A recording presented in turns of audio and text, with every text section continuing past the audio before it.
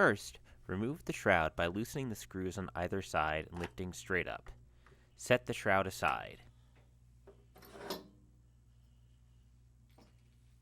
Next, load a glass capillary as if you are about to perform a pull. With the capillary loaded, slip a piece of thermal fax paper between the capillary and the curved surface of the retromirror, with the thermally sensitive side of the paper facing away from the surface of the mirror. For the thermal paper provided with your P-2000, the sensitive side is slightly glossy and has barely visible pink thread-like inclusions. The heat-insensitive side has a matte finish with more visible red thread-like inclusions. With the instrument powered on, lower the lid and navigate to Program 51. This is the default thermal paper test program. Press pull and allow the program to cycle.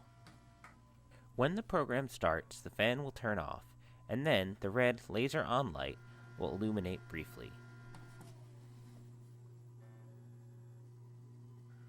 When the fan turns back on, the program is complete. Once the program is finished, lift the lid and remove the piece of thermal paper without unloading the puller bars. Observe the burn marks and determine whether any adjustment needs to be made. There are 4 different types of burn marks which indicate the accuracy of the tilt adjustment. Symmetrical burn marks indicate a good tilt adjustment.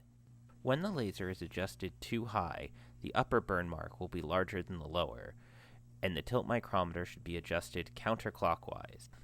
When the laser is aimed too low, the lower burn mark will be larger, and the tilt micrometer should be adjusted clockwise. If there is only one burn mark with a slightly lighter center, this indicates a complete miss. You should refer to the label on the back of your puller and reset the micrometer to its factory default setting. Refer to the user's manual for a primer on reading the tilt micrometer. Once you have reset the micrometer, confirm the adjustment with a thermal paper test and proceed with additional tests and adjustments as necessary. When adjusting the tilt micrometer, never adjust the setting more than 1/4 turn in either direction, and always check the result of your adjustments with another thermal paper test before making further adjustments.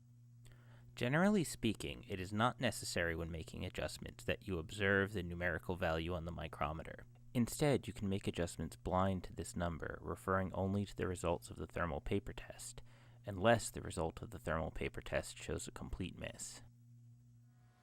Once you have obtained a satisfactory tilt adjustment, you should remove the capillary from the puller bars before cleaning the surface of the retromirror with an optical tissue or piece of lens paper wetted with 100% ethanol, isopropanol, or acetone. This solvent should be allowed to evaporate before replacing the shroud.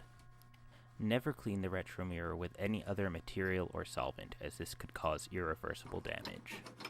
Thank you for watching. If you have any additional questions or concerns, please contact Sutter Instrument by writing to info@sutter.com or calling 415-883-0128.